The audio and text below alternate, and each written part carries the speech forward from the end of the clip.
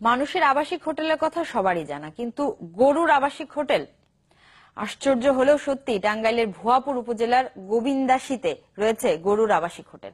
পশুর হাট ঘিরে এখানে গড়ে উঠেছে এই হোটেল। শুধু গরু ছাগলের থাকার ব্যবস্থা নয়, আছে খাবারের ব্যবস্থাও।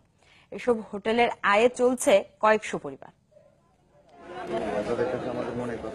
গরুর আবাসিক হোটেল শুনে হয়তো অনেকেই অবাক হবেন। খুব বেশি দূরে নয়, টাঙ্গাইলের ভুয়াপুর উপজেলার গোবিন্দাসী এলাকায় গড়ে উঠেছে এ ধরনের আবাসিক হোটেল। ৮০ দশকে দেশের বিভিন্ন স্থান থেকে আসা গরুর পাইকাররা হাটের আশপাশে মানুষের বাড়ির সামনে পশু এনে জড়ো করত। তখন গোয়ালে থাকার জায়গা দিত বাড়ির মালিকরা। পরে ধীরে ধীরে তা বাণিজ্যিক রূপ পায়। এটা বোর্ডিং সিস্টেম বলা হয়, গেস্ট হাউস। তাদের বাড়িতে কিছু কথা বলে বা কিছু টাকার মাধ্যমে তা করে যাবে বলা হয় যে আমার কিছু গরু রাখবেন, তারা রাখে, খুব নিরাপদে রাখে। এখানে গরু পালি রাখি, ব্যাগ পাইলে সুবিধা আমাদের। যদি এরকম আমাকে থাকা ব্যবস্থা যদি না হইতো তাহলে গরু আমাকে বাড়ি যাইতে চলে যেতে হইতো। বছর জুড়ে এসব হোটেলে ভিড় থাকে গরুর, আর কোরবানির ঈদ আসলে তা হয়ে ওঠে আরো জমজমাট, যা থেকে মালিকেরা প্রতি মাসে উপার্জন করে 25 থেকে 40 হাজার টাকা।